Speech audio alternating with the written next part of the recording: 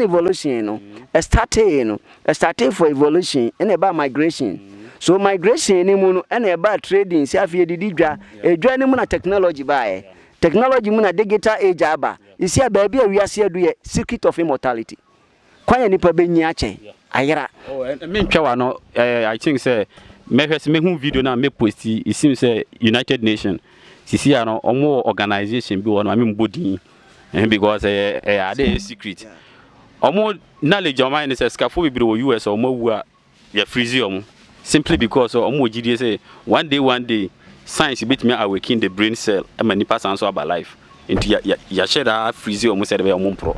Yes, this age and unto African for no aya na ye me mobo say we have this power. Yeah. Say you could that magical power na the brain stem na wo kan na we ya ha no. Okay. Enu na ewuo. Nti kwan on be fa so asa brain stem no ebetumi asore no. Enu omohwe. Video by Miles Kane and Josh Corey. Until the day he died, in 2011, Robert Ettinger hoped humanity would figure out a way to cheat death. Today, his body is stored in a cryonic vessel filled with liquid nitrogen and frozen to -196 degrees Celsius. He lies in cryopreservation at the Cryonics Institute in Michigan, which he founded, alongside his late mother, his first and second wives, and more than 150 other deceased. We're classified as a cemetery, but I would like to think of us as being more like a hospital, caring for patients that are metabolically challenged, says Ben Best, the president and CEO of the Cryonics Institute, in Miles Kane and Josh Corey's short documentary about the institute, We Will Live Again. Robert Ettinger's history has a familiar ring. A science teacher and middling science fiction writer with a grand vision for the future, Kane told me. But instead of creating Scientology and a legion of believers, he preached faith in the restorative potential of science itself. Ettinger, known as the father of cryonics, popularized the idea in his 1962 book, The Prospect of Immortality. Isaac Asimov, the renowned biochemist and science fiction writer, helped Ettinger publish the book.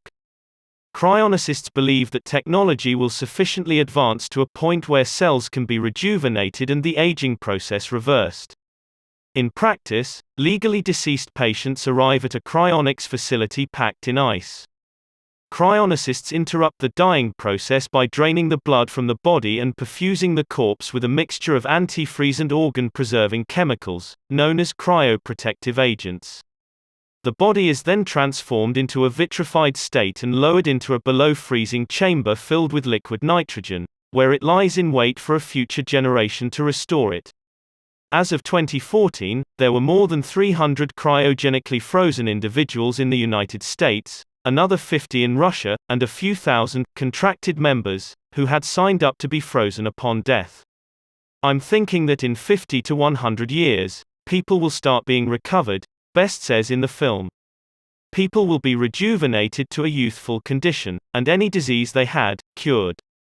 Kane said that cryonicists don't pretend to know what form these death-evading technologies will take, so the current focus is on how to best preserve the body so that future advanced generations can successfully revive them. In the film, Ettinger, whom Kane and Corey interviewed before his death, says that many people mistakenly regard cryonics as an effort to achieve immortality. I'm not talking about living forever, he says. I'm talking about waking up tomorrow. When people say they don't want to extend their lives, they're talking without thinking. There are very few people who don't want to wake up tomorrow. Corey told me that he was pleasantly surprised by Ettinger's confidence surrounding the process, not that it would definitely happen, but that it was definitely the right decision to take the chance. If it works, we'll have an opportunity to live again. If it doesn't, then the worms get you either way. In a 2015 article in the Journal of Medical Ethics, the University of Oslo philosopher Ole Martin Moen upheld Ettinger's perspective. Reviving cryopreserved persons, though it cannot be done today, Moen wrote, does not require the development of radically new technologies. It requires further refinement and convergence of technologies that already exist. It is rational to opt for a small chance of survival when the alternative is no chance at all. Cryonics has also met with skepticism across the scientific community. The main argument is that cryopreservation techniques would cause irreversible brain damage, rendering revival an untenable proposition. When I asked Corey and Kane whether they were willing to sign up to be cryonically preserved after their own death, neither seemed totally convinced. "It's just not for me," Corey said. "I certainly don't bemoan anyone who chooses to take this path, though. It's a little strange, but not really that much weirder than some of our other traditions surrounding death. Embalming and showcasing a dead body is pretty weird." Kane was slightly more amenable to the idea. "I have to admit that sometimes, when I'm having one of those moments late at night, staring into the existential abyss, I try to envision it," he said. "But it ends up feeling like a band-aid for the larger spiritual, eternal mysteries we all must face eventually." The History of Cheating Death, A Timeline of Cryonics. 1940s. French biologist Jean Rostand studies how extremely low temperatures affect the properties of materials and living things, now known as cryogenics. 1962. Inspired by Rostand's work and science fiction, a physics teacher and war veteran called Robert Ettinger publishes The Prospect of Immortality, proposing that humans could be frozen and awoken in the future. 1965. As societies and companies dedicated to life extension start to form across the US, the term cryonics is coined for the movement started by Ettinger. 1967. Professor James Bedford is the first person to be frozen. In 1991, when removed from storage to be evaluated, his body is found to be preserved but damaged, with discolored skin and frozen blood issuing from his mouth and nose. 1979. 9 supposedly frozen patients are found decomposing in the Chatsworth Crypt in Los Angeles. In the 1960s and 1970s, cryonics pioneers struggled to maintain the temperature of their frozen patients. Bedford is the only person frozen in this era who remains frozen today.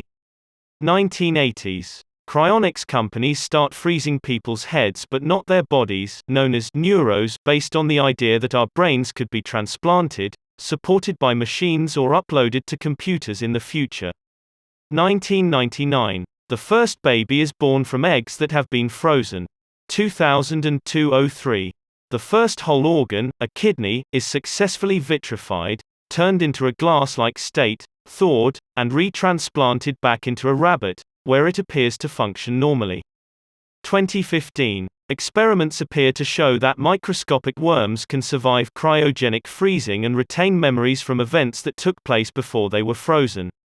2016. The Timeship Project, headed up by Stephen Valentine, announces plans to store thousands of patients at a purpose-built facility in Texas. There are thought to be around 250 people currently cryogenically frozen in the world.